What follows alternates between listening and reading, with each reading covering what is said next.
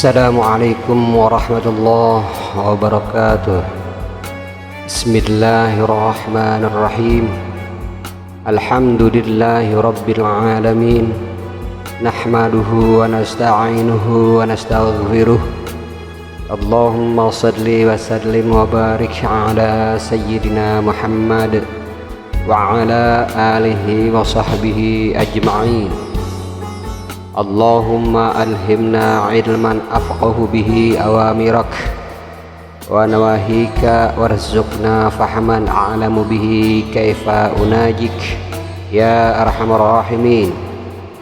Allahumma arzuqna fahman nabiyyin wa hifdzal mursalin wa ilhamal malaikatal muqarrabin bi rahmatika ya arhamar rahimin. Allahumma akrimna binuril faham wa akhrijna min zulumatil waham waftah lana abwaab rahmatik wa anshur alaina min khazaini ilmik ya arhamar rahimin. Allahumma zidna ilman wa wasi' fi rizqana wa barik lana fi ma razaqtana waj'alna mahbuban fi qulubi ibadik wa azizan fi ayunihim waj'alna wajihan fid dunya wal akhirah wa minal muqarrabin ya kafiran nawar wa ya hasanar fi'ar wa ya qa'iman bila zawar ya mubdi'an bila mithal falakal hamdu wal minnah wa syaraf ala kulli hal walhamdulillahi rabbil alamin. Assalamualaikum warahmatullahi ta'ala wabarakatuh. A'udzu billahi minasyaitonir rajim. Bismillahirrahmanirrahim. Alhamdulillahi rabbil alamin. Assalatu wassalamu ala asyrafil anbiya'i wal mursalin sayyidina wa maulana Muhammad sallallahu alaihi wasallam wa ala alihi wa sahbihi ajma'in, amma ba'd. Alhamdulillah, kita berjumpa kembali bersama Farid Fatsya Official. Semoga para mustami' senantiasa sehat walafiat dan semoga Allah Ta'ala melimpahkan berbagai rahmat dan maghfirah kepada para mustami' dan dilancarkan berbagai urusan-urusannya. Amin ya Allah ya rabbal alamin. Perjumpaan kita kali ini insyaallah akan memutalaah kitab Muqaddimah Ibnu Khaldun dengan tema kaidah-kaidah ilmu sejarah.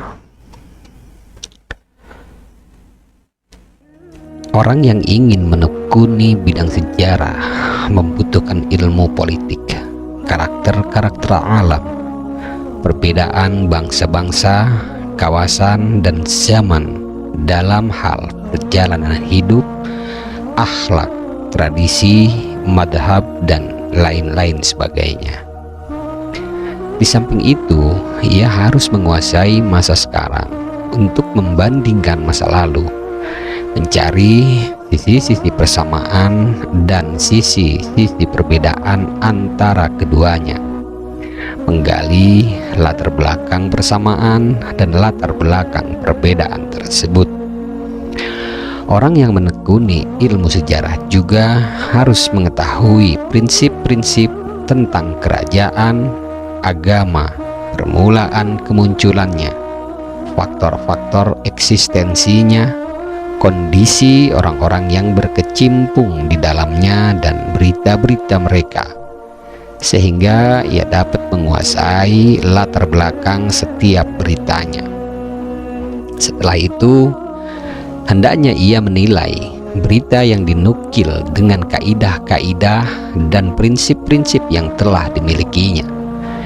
Jika berita tersebut sesuai dengannya dan berjalan sesuai dengan hukum-hukumnya, maka berita tersebut adalah benar. Jika tidak demikian, maka ia mendustakannya dan meninggalkannya.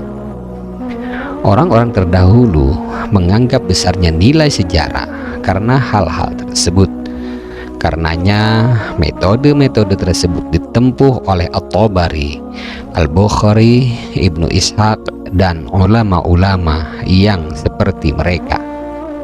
Namun banyak orang yang mengabaikan metode ini, sehingga metodologi ini pun terlupakan dan tidak diketahui. Lalu orang-orang awam dan tidak mapan secara keilmuan menganggap remeh untuk menelaah sejarah, menghafalnya dan menggelutinya. Akibatnya fakta terjaga tercampur dengan sampah, tercampur pula isi dengan kulit, dan yang benar tercampur dengan yang dusta. Hanya kepada Allah Ta'ala tempat kembali segala sesuatu. Di antara kekeliruan yang samar dalam bidang sejarah adalah lalai dari pergantian situasi dan kondisi yang dialami bangsa-bangsa dan generasi-generasi yang beriringan dengan pergantian zaman dan waktu. Ini adalah penyakit berbahaya yang sangat samar, sebab perubahan atau pergantian tersebut tidak terjadi kecuali dalam rentang waktu yang sangat lama, sehingga hanya dipahami oleh segelintir orang saja. Hal itu karena kondisi dunia, bangsa-bangsa, tradisi-tradisi mereka, dan keyakinan-keyakinan mereka tidak menetap dengan satu pola saja, tetapi mengalami perubahan-perubahan sesuai dengan perkembangan zaman dan mengalami perpindahan keadaan. Sebagaimana hal itu terjadi di dalam diri manusia dan waktu, maka juga terjadi di dalam seluruh tempat, penjuru dunia dan bangsa-bangsa. Demikianlah sunatullah yang telah berlaku terhadap hamba-hambanya. Dalam sejarah dunia dan masa lampau, terdapat bangsa Persia yang pertama, bangsa Syriania, bangsa Nabat, bangsa Nababiah, yaitu para penguasa Yaman, bangsa Bani Israel, dan bangsa Kipti, yaitu bangsa Mesir kuno.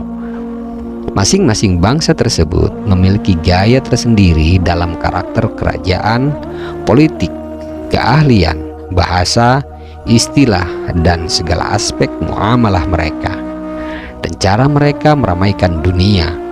Dalam hal itu ada jejak-jejak sejarah mereka yang dapat dijadikan pedoman. Pasca mereka datanglah bangsa Persia kedua, bangsa Romawi, dan bangsa Arab. Maka berbagai situasi tersebut berubah dan berbagai tradisi berganti menjadi tradisi yang sejenis atau serupa, sehingga tradisi pun berbeda secara sangat jauh. Lalu datanglah agama Islam dengan daulah mudhar. Islam datang membawa revolusi terhadap tradisi dan aturan-aturan yang sudah ada dari bangsa-bangsa tersebut, sehingga kebanyakannya dikenal seperti saat ini, yang ditransfer oleh generasi terdahulu kepada generasi berikutnya. Lalu kerajaan Arab runtuh, masa-masa keemasannya sirna. Para pendahulunya yang telah merintis kebesaran mereka dan membuat jalan berdirinya kerajaan mereka telah tiada. Kekuasaan mereka beralih kepada orang-orang non-Arab, seperti bangsa Turki di timur, bangsa Barbar di barat, dan bangsa Eropa di utara. Dengan runtuhnya kerajaan Arab tersebut, runtuhlah pula bangsa-bangsa dan bergantilah kondisi dan tradisi, sehingga yang lalu menjadi dilupakan. Sebab-sebab utama yang melatar belakangi perubahan keadaan dan tradisi-tradisi adalah setiap generasi mengikuti tradisi-tradisi penguasanya. Dalam sebuah peribahasa dikatakan bahwa manusia itu mengikuti agama raja. Merupakan kebiasaan para raja dan penguasa ketika mereka memegang tampuk kekuasaan. Mereka harus menengok tradisi-tradisi sebelum mereka, lalu kemudian mengambil banyak pelajaran darinya tanpa melupakan tradisi-tradisi generasi mereka sendiri. Dari situlah terjadilah penyimpangan dari tradisi dan budaya generasi awal.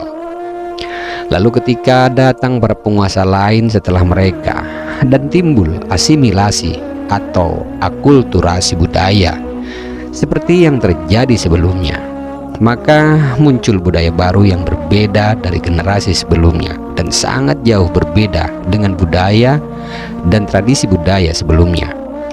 Perubahan dan pergeseran budaya atau tradisi terus-menerus terjadi hingga sampai kepada budaya dan tradisi yang sangat bertolak belakang dengan yang pertama. Selama bangsa-bangsa dan generasi-generasi mengalami pergantian untuk memegang kekuasaan, maka perubahan dan pergeseran budaya dan tradisi itu akan terus terjadi. Analogi dan peniruan dalam kehidupan manusia adalah peristiwa alami yang sudah terkenal. Adalah sebuah kesalahan ketika Anda menceritakan sejarah namun melupakan maksud dan tujuannya. Terkadang seseorang mendengar banyak sejarah orang-orang terdahulu, namun ia tidak bisa menangkap adanya perubahan-perubahan keadaan. Ia memahaminya secara dangkal, lalu menyamakannya dengan yang sudah ia saksikan. Padahal bisa jadi perbedaan antara keduanya sangat jauh, sehingga ia terjerumus kepada kesalahan. Termasuk dalam kategori ini adalah apa yang telah dinukil oleh para sejarawan tentang perilaku-perilaku Al-Hajjaj, dan bahwa ayahnya termasuk seorang guru. Padahal dunia pendidikan pada masa ini termasuk bagian dari profesi kehidupan yang jauh dari perhatian orang-orang kesukuan.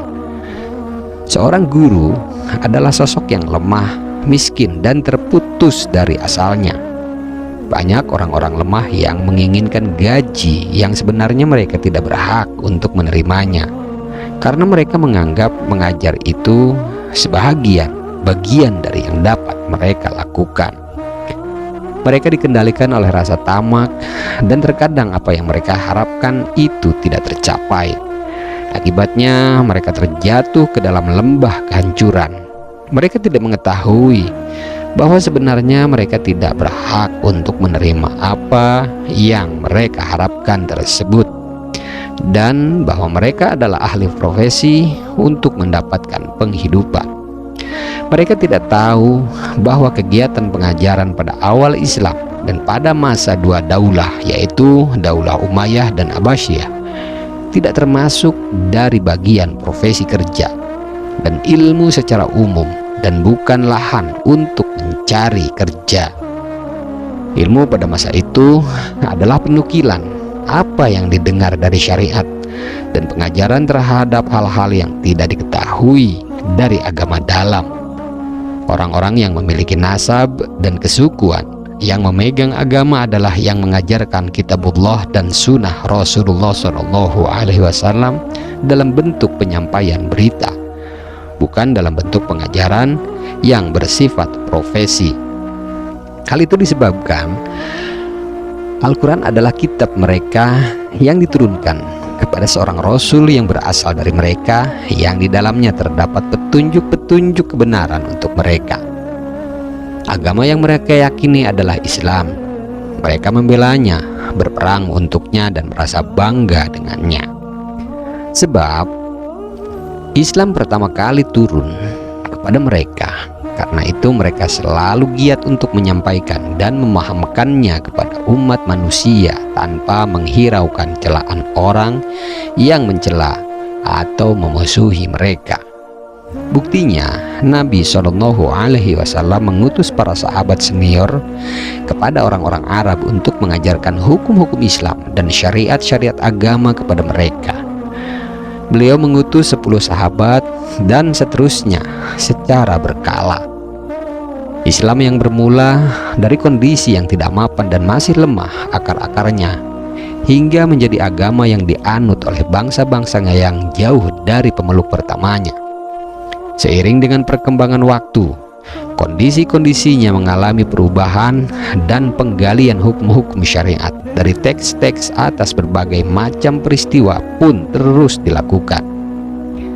Hal itu membutuhkan suatu pedoman atau undang-undang yang menjaganya dari kesalahan, dan ilmu menjadi sesuatu yang butuh untuk dipelajari dan dicari. Dengan demikian, ilmu menjadi bagian dari keahlian dan profesi kerja sebagaimana yang akan disebutkan dalam pasal ilmu dan pengajaran. Sementara itu, orang-orang kesukuan sibuk dengan kekuasaan, lalu dibayarlah orang lain untuk mengajarkan ilmu, sehingga mengajar menjadi profesi kerja. Orang-orang kaya dan para pengusaha dan para penguasa enggan untuk mengajarkan ilmu. Akibatnya, kegiatan mengajar hanya khusus dilakukan oleh orang-orang yang lemah dan menjadi terasa sebagai profesi hina bagi kalangan ahli kesukuan dan kekuasaan. Ayah Al-Hajjaj bin Mansur termasuk orang-orang yang terpandang dari Bani Thaqif. Posisi mereka di kesukuan Arab dan pertentangan dengan Quraisy adalah sebagaimana yang telah Anda ketahui. Pengajarannya terhadap Al-Quran tidaklah seperti pada masa sekarang, di mana ia sudah menjadi profesi untuk mencari sesuap nasi. Termasuk dalam hal ini adalah apa yang disangka oleh orang-orang yang membuka lembaran-lembaran sejarah tentang keadaan para hakim dan kepemimpinan mereka dalam peperangan. Banyak dari mereka yang bercita-cita untuk mencapai jabatan-jabatan tersebut. Mereka menyangka bahwa langkah pengadilan pada masa sekarang seperti pada masa lalu. Ketika mendengar bapak-bapak Ibnu Abi Amir, teman Hisham yang berlaku sewenang-wenang terhadapnya, dan Ibnu Abbad dari kalangan raja-raja, bermacam-macam kelompok di Syabela adalah para hakim. Mereka menyangka bahwa mereka seperti hakim-hakim pada masa sekarang. Mereka tidak memahami bahwa jabatan hakim itu beresiko dapat menimbulkan pertentangan dengan tradisi-tradisi, sebagaimana yang akan kami jelaskan dalam pasal peradilan dari kitab yang pertama. Ibnu Abi Amir dan Ibnu Abbad adalah dua orang dari kabilah-kabilah Arab yang memegang jabatan kekuasaan Daulah Umayyah di Andalusia. Posisi mereka di dalamnya sudah diketahui. Mereka memperoleh jabatan kepemimpinan dan kekuasaan bukan karena menjadi hakim seperti masa sekarang ini. Jabatan kehakiman pada masa lalu adalah diperuntukkan bagi orang-orang kesukuan dan kerajaan dan orang-orang yang loyal terhadap mereka, sebagaimana jabatan kementerian pada zaman kita sekarang di Maghrib. Lihatlah ketika mereka keluar bersama pasukan-pasukan secara berkelompok, dan ketika mereka menangani urusan-urusan besar yang tidak patut menanganinya kecuali yang mumpuni berdasarkan kesukuan. Orang yang mendengar berita tersebut salah paham dan ia memaknai keadaan-keadaannya secara tidak semestinya. Kebanyakan yang terjatuh dalam kesalahan ini adalah orang-orang yang lemah pandangannya dari kalangan Andalusia pada masa sekarang. Hal ini disebabkan karena hilangnya perasaan kesukuan dalam kehidupan mereka sejak zaman yang lampau akibat hengkangnya bangsa Arab dan kerajaan mereka dari sana, dan karena perpisahan mereka dari ahli kesukuan barbar. Lalu nasab-nasab Arab mereka tersimpan dan sarana untuk mencapai kemenangan melalui kesukuan dan sikap tolong-menolong telah hilang. Bahkan mereka menjadi rakyat jelata yang dijadikan sasaran kesenangan para penguasa dan telah terbiasa dengan kehinaan-kehinaan. Mereka mengira bahwa percampuran nasab mereka dengan nasab para penguasa adalah jalan untuk dapat mendominasi dan mengatur kebijakan. Karena itulah Anda menemukan kaum profesional berusaha keras untuk mendapatkan jabatan-jabatan kekuasaan. Adapun orang yang telah bergelut dengan keadaan-keadaan kabilah, kesukuan, dan kerajaan-kerajaan mereka di bagian barat, serta bagaimana kemenangan diraih oleh bangsa-bangsa dan kelompok-kelompok, maka jarang sekali mereka melakukan kesalahan dalam memahami dan menilainya. Yang termasuk dalam bab ini adalah apa yang ditempuh oleh para sejarawan ketika mereka menyebutkan kerajaan-kerajaan dan raja-rajanya. Mereka hanya menyebutkan nama raja, bapaknya, ibunya, istri-istrinya, gelarnya, cincinnya, hakimnya, penerima tamunya, dan menterinya. Semua itu mereka lakukan karena meniru para sejarawan dua daulah, yaitu Daulah Umayyah dan Abbasiyah, tanpa memahami maksud-maksud mereka. Para sejarawan pada masa itu menulis sejarah untuk para penguasa daulah dan anak-anak mereka karena bertujuan untuk mengamati perjalanan para pendahulu mereka dan keadaan-keadaan mereka, agar para penguasa tersebut meniru jejak-jejak mereka dan mengikuti pola-pola mereka dalam mencetak para tokoh yang akan menjadi penerus daulah mereka dan dalam menyerahkan jabatan-jabatan kepada keluarga mereka. Para hakim pada saat itu juga berasal dari orang-orang kesukuan kerajaan dan sejajar dengan para menteri sebagaimana yang telah kami sebutkan kepada Anda. Karena itulah para sejarawan tersebut perlu untuk menyebutkan itu semua. Adapun ketika pola kerajaan-kerajaan telah mengalami pergeseran, zaman antara suatu kerajaan dan kerajaan lain berjauhan, dan tujuan hanya terhenti untuk mengetahui raja-raja itu sendiri secara khusus.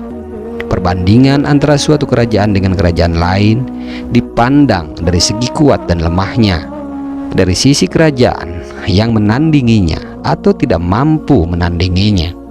Maka apa manfaatnya jika penulis sejarah pada masa ini menyebutkan anak-anak raja, istri-istrinya, ukiran cincinnya, gelarnya, hakimnya, menterinya, pengurus istananya dari suatu kerajaan terdahulu yang tidak dikenal nenek moyang, nasab, dan tingkatan-tingkatan mereka?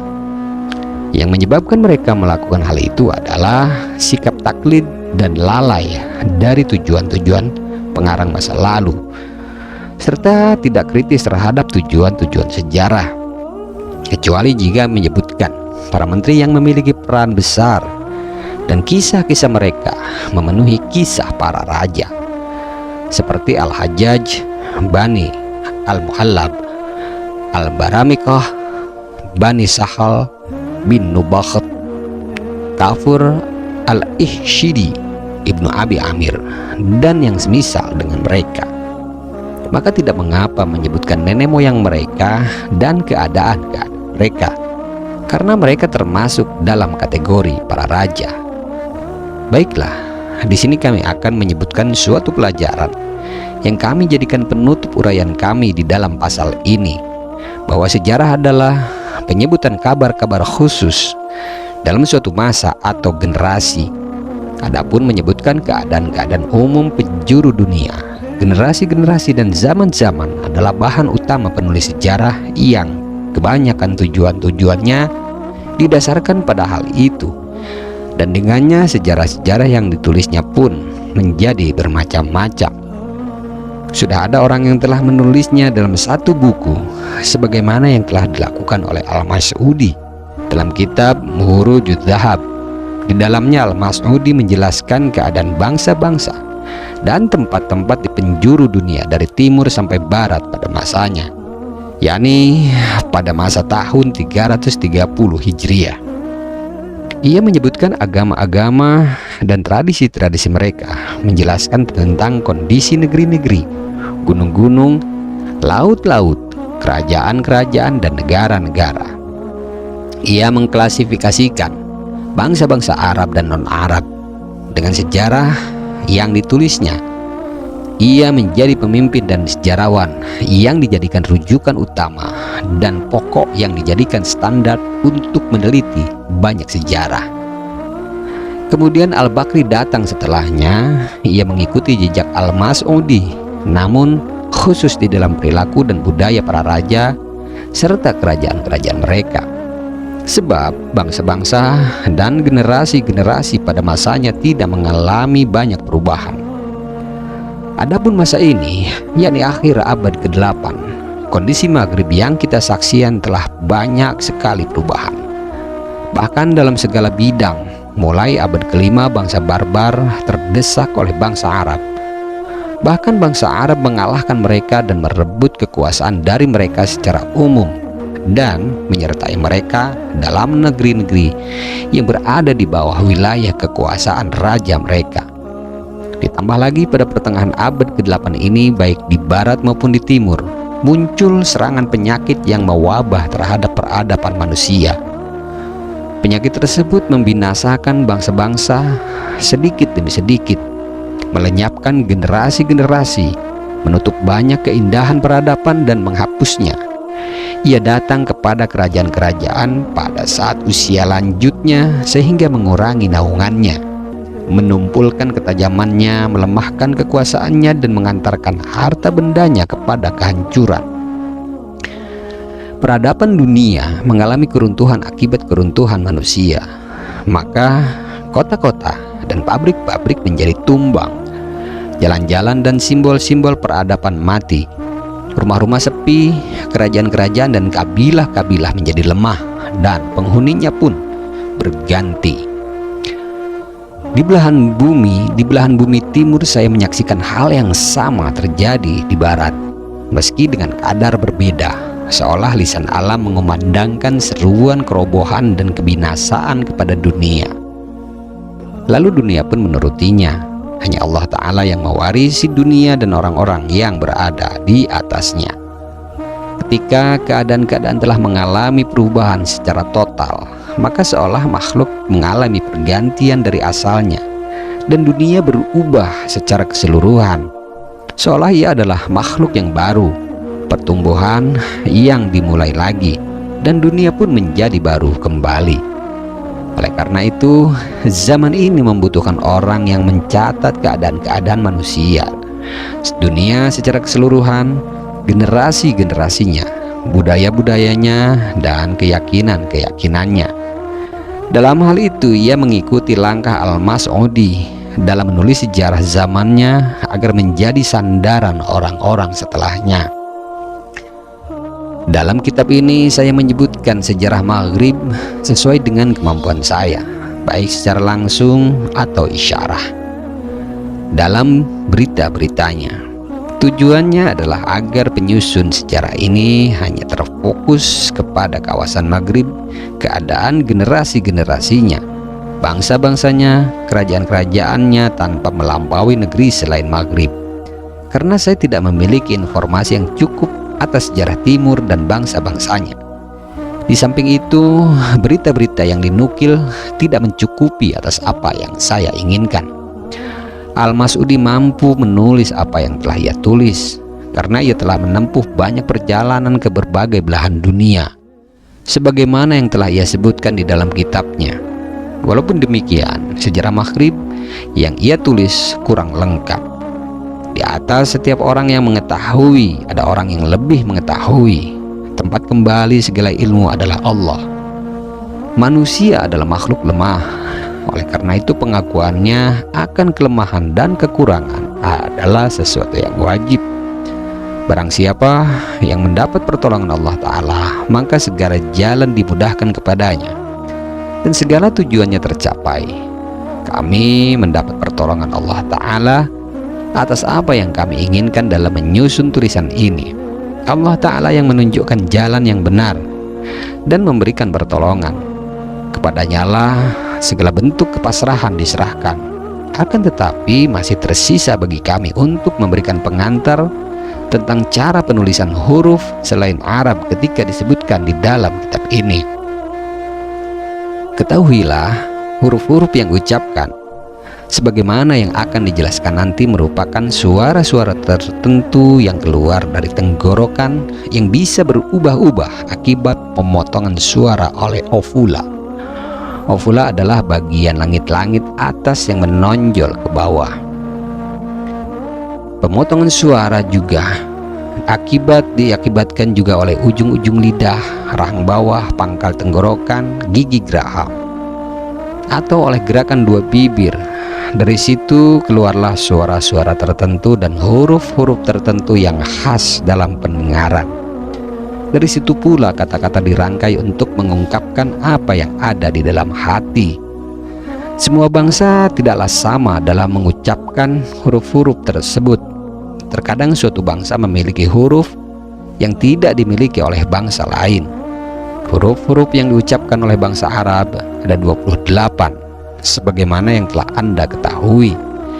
Dalam bahasa Ibrani atau orang-orang Israel, kita menemukan huruf-huruf yang tidak kita temukan dalam bahasa Arab.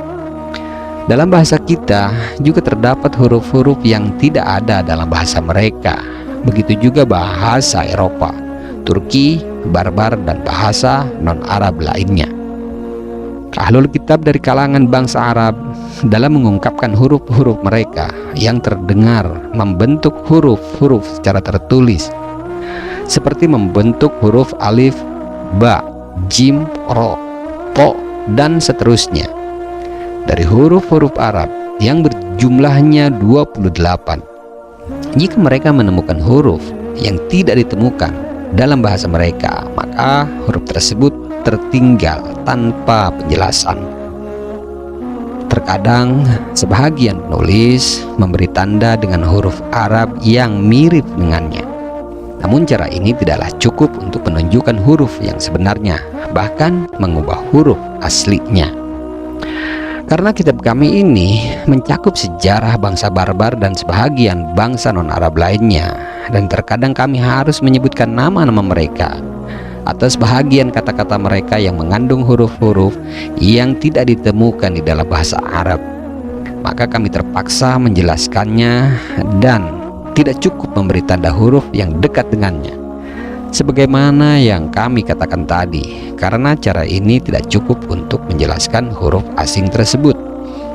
Oleh karena itu, di dalam kitab ini saya membuat istilah untuk huruf non-Arab dengan dua huruf yang dekat dengannya, agar pembaca dapat menggunakannya sebagai sarana pengucapan antara makhraj dua huruf tersebut, sehingga dapat mengucapkan huruf aslinya.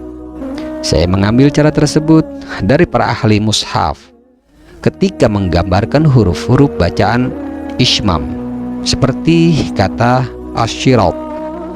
Menurut qiraat Khalaf, huruf Shad di dalam kata tersebut dibaca secara pertengahan antara huruf Shad dan Zai. Oleh karena itu mereka menulis huruf Shad, dan di dalam huruf Shad ini mereka memberi tanda huruf Zai. Demikian itu mereka maksudkan untuk menunjukkan bunyi huruf yang pertengahan antara Shad dan Zai. Demikian juga saya menulis huruf, setiap huruf yang pengucapannya itu terletak pada pertengahan antara dua huruf, seperti huruf kaf yang dalam bahasa Barbar merupakan tengah-tengah antara huruf kaf yang jelas dalam bahasa Arab dan jim atau qaf, misalnya nama Balkin. Dalam hal ini saya menulis huruf kaf, lalu saya memberi tanda huruf jim di bawahnya atau qaf di atasnya, atau keduanya, yang mana hal itu untuk pertengahan antara kaf dan jim, atau antara kaf dan qaf. Huruf seperti ini banyak ditemukan dalam bahasa Barbar. Huruf-huruf asing selain itu juga sama cara untuk menunjukkannya, yaitu dengan cara menulis dua huruf dari bahasa Arab untuk menunjukkan huruf yang berada di tengah-tengah antara dua huruf tersebut, agar pembaca tahu bahwa huruf asli adalah pertengahan antara dua huruf tersebut. Dengan demikian kita mampu menunjukkannya. Jika kita cukup memberi tanda satu huruf saja yang dekat dengannya, maka kita telah memalingkannya dari makhraj aslinya kepada makhraj huruf kita dan kita mengubah bahasa asing. Karena itu hendaklah Anda memahaminya, dan hanya Allah Ta'ala yang maha memberikan taufik kepada kebenaran dengan anugerahnya. Demikian penjelasan tentang kaidah-kaidah ilmu sejarah pada pertemuan kita kali ini. Insya Allah kita akan membahas pada bahasan selanjutnya, yaitu tentang karakter peradaban manusia serta penopang-penopangnya berupa kehidupan primitif, kehidupan perkotaan, kemenangan suatu kelompok mata pencaharian hidup, profesi, ilmu pengetahuan dan sejenisnya, serta sebab-sebab yang melatari belakanginya. Demikian, semoga informasi ini bisa menambah pemahaman para mustami terkait dengan sejarah dan terkait dengan mutalaah kitab Muqaddimah Ibnu Khaldun. Kurang dan lebih saya mohon maaf jika ada kata-kata yang salah. Hal tersebut berasal dari kebodohan saya. Jika ada kebenaran di dalamnya, maka kebenaran tersebut berasal dari Allah Ta'ala. Wabillahi taufiq wal hidayah. Wassalamualaikum warahmatullahi ta'ala wabarakatuh. Bismillahirrahmanirrahim. Allahumma inna nastauda'nak ma qara'nah wa ma katsabnah wa ma sami'nah. Allahumma ya alim ya alim ya alim, adlimna min ilmik wa afhimna ank wa asmi'na mink wa basirna bik wa aqimna bi syuhudik wa arifna at-tariqa ilaik wa hawinha alaina bi fadlik wa albisna libasat taqwa minka wa laka innaka ala kulli syai'in qadir walhamdulillahi rabbil alamin. Bismillahirrahmanirrahim. Subhanakallahumma wa bihamdik, asyhadu an la ilaha illa ant, astaghfiruka wa atubu ilaih. Subhana rabbika rabbil izzati amma yasifun, wa salamun alal mursalin, walhamdulillahi rabbil alamin. Allahumma aqsim lana min khasyatik ma tahulu bihi bainana wa baina ma'asik, wa min ta'atik ma tubadlighuna bihi jannatik, wa minal yaqin ma tuhawwin mati'na bi asma'ina wa basarina wa quwwatina ma ahyaitana waj'alhu al-waritha minna waj'al tha'rana ala man zalamana wansurna ala man adana wa la taj'al musibatana fi dinina wa la taj'al ad-dunya akbar hammina wa la mablagha ilmina wa la tusallit alaina man la yarhamuna ya arhamar rahimin walhamdulillahi rabbil alamin.